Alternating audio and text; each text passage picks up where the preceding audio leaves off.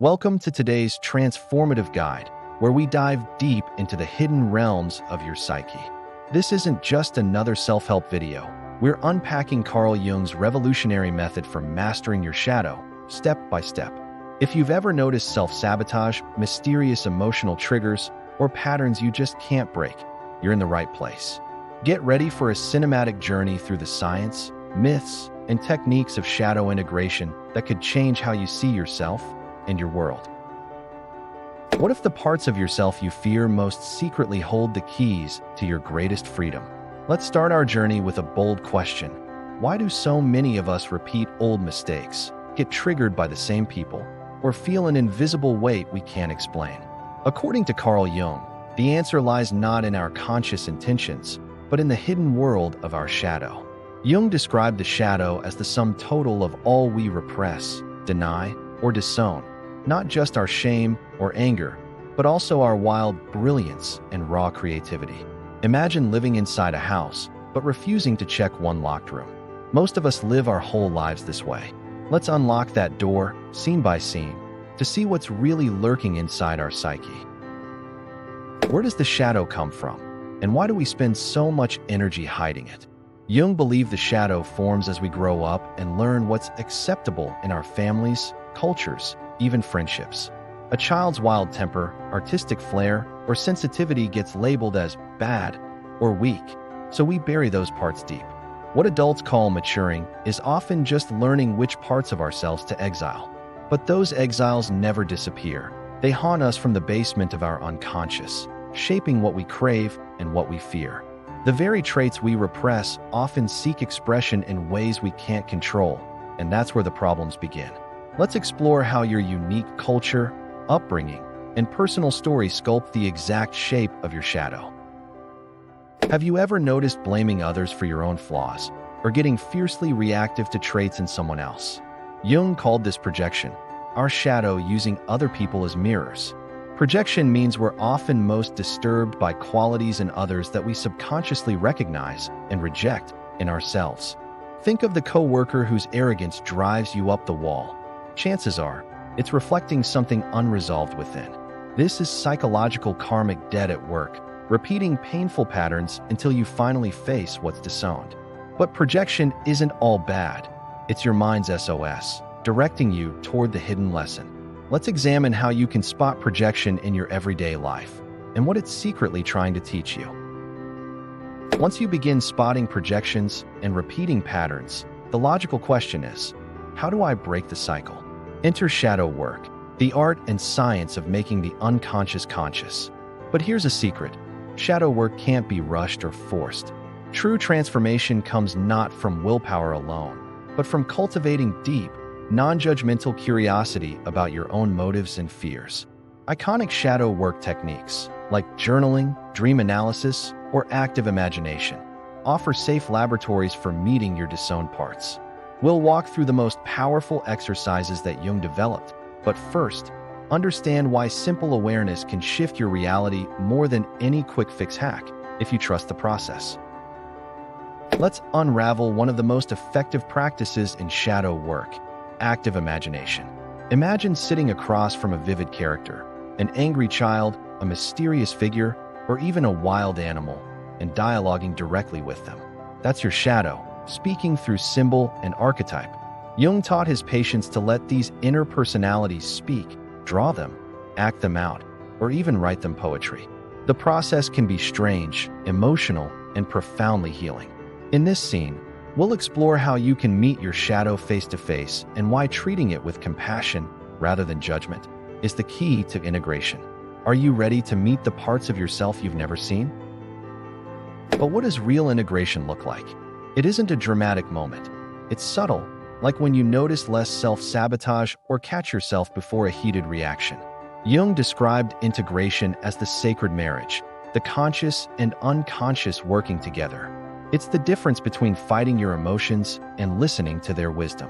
In practice, this means noticing when you're triggered and, instead of lashing out, asking, what's really going on inside me? Integration is a lifelong dance, not a finish line. The real treasure? More stability, wholeness, and emotional resilience.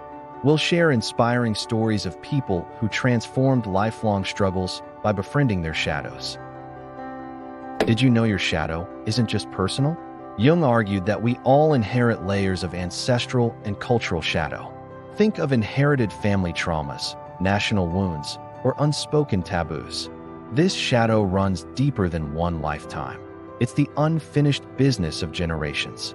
Perhaps you notice recurring fears, chronic shame, or inexplicable emotional burdens. They may not even be yours originally. Jung called this psychological karma, a complex web connecting our individual struggles to our collective past. But by facing the inherited shadow, we can break generational cycles and heal not just ourselves, but those who come after us.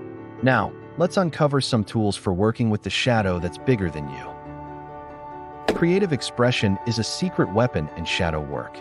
Jungians often paint, write, even sculpt their shadow material, transforming raw emotion into art. When you create from the shadow, you give voice to what words alone can't express: anger, longing, envy, grief, and fierce joy. Even if you're not an artist, doodling or moving your body can shift stuck energy and spark brand new insights. Let's see how choreographers, poets, and even everyday people have unlocked hidden strengths and traumas through creative shadow exploration. What could you discover if you let yourself play in the darkness a little? Sometimes, the hardest part of shadow work is simply sitting with your feelings, especially the ones you judge most. Modern neuroscience proves what Jung intuited. Emotions ignored or suppressed linger and grow stronger, like pressure in a sealed jar. But when you allow yourself to fully feel without judgment, the charge starts to dissolve. Mindful emotional reflection isn't passive, it's a heroic act. In this scene, we'll guide you through a simple but powerful process of welcoming anger, sadness, or anxiety, without needing to fix or change them right away. Watch as real transformation unfolds not in fighting feelings, but in making space for their messages. Every shadow has a gift hidden inside it: untapped power, creativity, or resilience. Jung warned, until you make the unconscious conscious, it will direct your life, and you will call it fate. When you take the risk of facing your darkness, you recover lost potential. For example, anger can transform into assertiveness, and envy into creative ambition. Countless stories abound of people who turned their deepest pain into their life's purpose. The trick is learning how to spot the diamonds hiding in your inner coal mine. Are you ready to mine your shadow for its secret treasure? Jung said, "There is no coming to consciousness without pain." Shadow work often triggers resistance. You might procrastinate, justify, or even get defensive. These signs are not failure. They're proof you're on the brink of real change. Facing the shadow often means confronting uncomfortable truths about our motives and past actions. The discomfort is a signal that the old stories are losing their grip. We'll unpack proven strategies to recognize resistance and transform it into momentum. Imagine no longer running from pain, but walking through it, armed with self-awareness and courage. So, how can you start today? Let's outline a simple daily shadow work ritual. No decades of therapy needed. Begin each morning by journaling your emotional triggers from the previous day, paying special attention to any overreactions or patterns. Pick one and ask, what did this situation remind me of from my past? Explore it through art, dialogue, or simple mindfulness. Finally, ask, what gift or lesson might this shadow hold for me? This 10-minute practice, when done consistently, can change your whole relationship to yourself. Remember, tiny steps, massive shifts. Imagine a world where people stopped hiding from themselves, where compassion replaced judgment. Jung believed that healing the individual shadow seeds global transformation. When you do this inner work, you ripple courage, acceptance, and creativity out into your family, friendships, even your community. The most authentic people you know, they're not perfect, they're just radically honest with themselves.